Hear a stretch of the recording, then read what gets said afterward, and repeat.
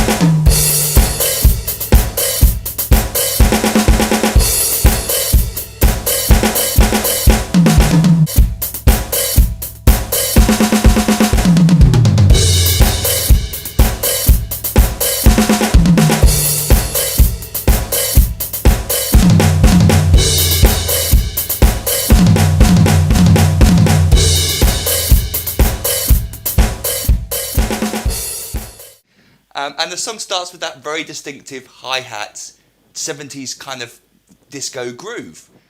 Clem's playing 1, 2, 3, 4, known as 4 on the floor. You're playing the bass drum on all 4 downbeats of the bar, keeping that rocking along all the way. 1, 2, 3, 4. Snare drum backbeat on beats 2 and 4. 1 and 2 and 3 and 4 and 1 and 2 and 3 and 4 and just for now we're going to play 8th notes on the hi-hat all the way through like this.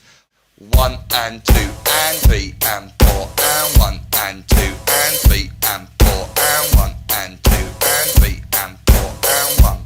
Notice how the hi-hat closes at the same time as the bass drum is played. If we go to this bass drum cam here, 1 and 2 and 3 and 4 and 4. The bar in question, 1 and 2 and 3 and 4 and 1 and 2 and 3 and 4 and 1 and 2 and 3 and 4 and 1 and 2.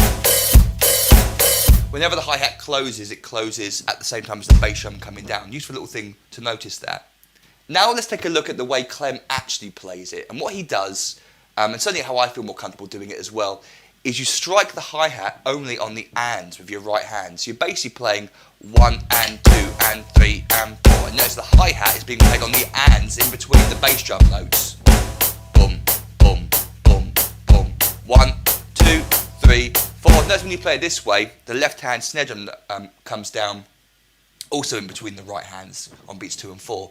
1 and 2 and 3 and 4 and 1 and 2 and 3 and 4. So the right hand doesn't play with any of the limbs, the bass drum or the snare drum. And so if we take a look at the first bar now and play it that way, where as written, we're only playing on the ands, 1 and 2 and 3 and 4 and 1. So notice when you close the hi-hat, and 1. You don't play the right hand at the same time as the hi-hat. It's not necessary because you're playing that note with the hi-hat foot. 1 and 2, 1 and 2 and 3 and play it all the way through. By the way, this is the classic disco dance groove. Bass drum on all 4 beats, snare drum backbeat on beats 2 and 4, playing all the ands and opening of the hi-hats on every single and. But Clem's a bit more controlled than that, even though he's famously a bit haywire with his parts. Especially when they were recording this, I remember reading somewhere that they had to cut up all his drum parts when they put this song together because he couldn't do one take in one go and not make any mistakes or speed up or go a little bit too nutty with his fills. So the producers had to cut up all the good bits, put them together, and what you hear on the recording is really Clem's collection of best bits from the recording process. Oh yes, an odd time signature section.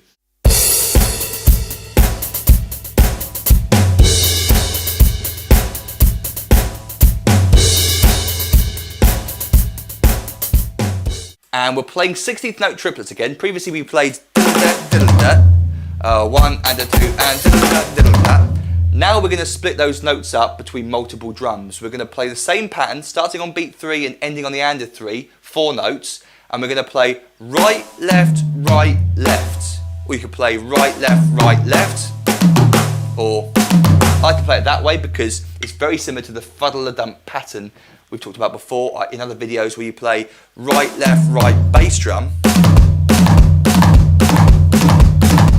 Instead of doing it that way, we just play the 4 notes instead with the hands, and end on the snare drum with the left hand instead of playing the bass drum.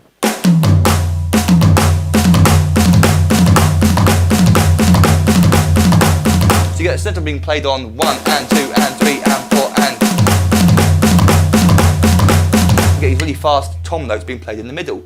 1 and a 2 and 3 and a 4 and 1 and a 2 and 2 and 4 and 1 and a 2 and 3 and a 4 and 1 and 2 and 3 and 4 and 1.